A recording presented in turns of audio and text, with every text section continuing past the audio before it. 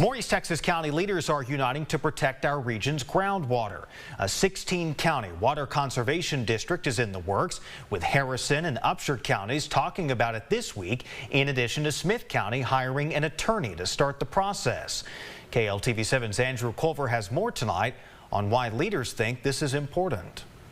They are coming fast, and they're coming fast because they know they have a small window. Sherilyn Parr came from Marion County to voice her concerns at Harrison County Commissioner's Court today.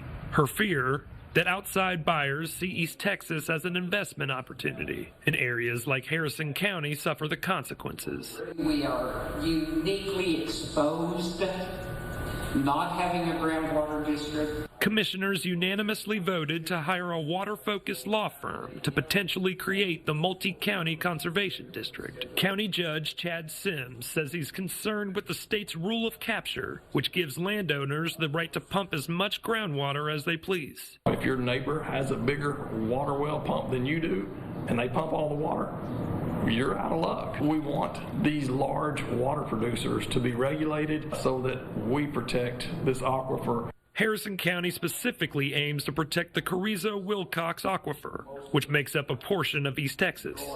On Monday, Upshur County officials discussed the matter but didn't take action. County Judge Todd Tefteller says they will most likely vote to join the effort at their next meeting. If any one county tried to do something by themselves, these water traders and brokers will just drill wells around your county and suck all the water right out from under you. We want to be good stewards over what we have and leave it better than we found it, and so to sit here and do nothing, I think is unacceptable. Andrew Culver, KLTV7 News. Now, the Water Conservation District's creation will require approval from state lawmakers. The next state legislative session will not begin until January.